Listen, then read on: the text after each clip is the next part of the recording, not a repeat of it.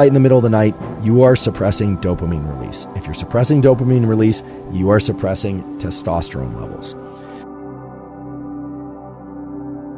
We're talking all about hormones, these incredible chemicals that can impact our mood, our behavior, our feelings of optimism or pessimism.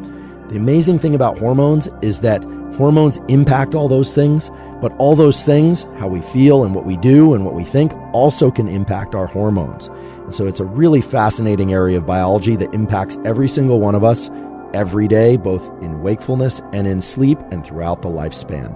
So let's talk about hormone optimization. And many of you have heard me talk about this before, and I'm not going to belabor the point that viewing bright light within the first hour of waking, whether or not it's from artificial light or ideally from sunlight, has these powerful effects on sleep and wakefulness. But we have to return to this if you want to understand how light can impact hormones, because hormones, light and dopamine have a very close-knit relationship, so much so that your light viewing behavior can actually have a direct effect on hormone levels and fertility. It can have a direct effect on hormone levels and libido. It can have a direct effect on hormone levels and your ability to heal quickly. And I'm not talking about shining light on particular injuries. That may or may not have positive effects. If we can argue about that on a subsequent episode, it may. But what I'm talking about is viewing light with your eyes. So let's talk about that now, because the scientific literature on this are robust and they extend back several decades. And yet I think most people don't really understand how powerful this relationship is between light, dopamine, hormones, and all the great things that the sex steroid hormones do when they're available in your body in the proper ratios. So how does this translate to a protocol? This translates to the protocol of, if you want to optimize testosterone and estrogen, you need to get your light viewing behavior correct. It's not just about optimizing your sleep, which is also important. It's about getting sufficient amount of light in your eyes so you have sufficient levels of dopamine. So the simple protocols for that I've reviewed before, but it means getting anywhere from 2 to 10 minutes of bright light exposure in your eyes early in the day.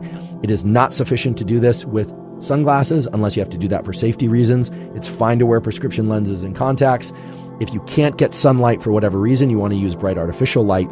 But that is absolutely critical for timing the cortisol release properly, limiting cortisol release to the early part of the day, getting increases in dopamine that are going to promote the production of testosterone and estrogen to healthy levels. The other aspect of light viewing behavior that's extremely important is to avoid bright light exposure to your eyes in the middle of the night. If you're viewing bright light in the middle of the night, you are suppressing dopamine release. If you're suppressing dopamine release, you are suppressing testosterone levels.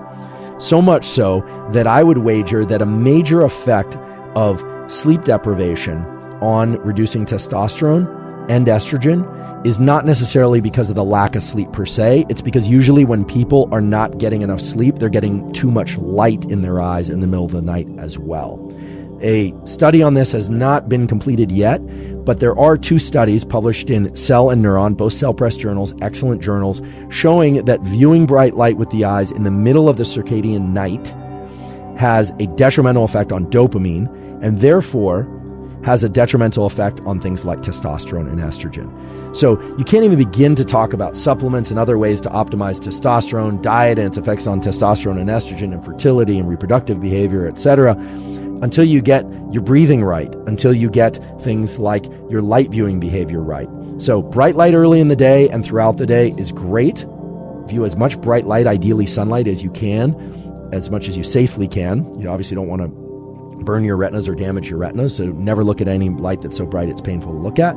But getting a lot of light in your eyes is not just about adjusting your sleep-wake rhythms, it's also about optimizing your sex steroid hormones.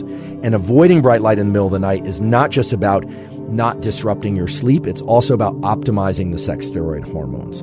In fact, in thinking about tools, for many people that are suffering from low levels of estrogen if they want higher levels, or low levels of testosterone if they want higher levels, just getting the breathing and light viewing behavior, which will indirectly support sleep behavior, can be a huge and positive effect on levels of sex steroid hormones.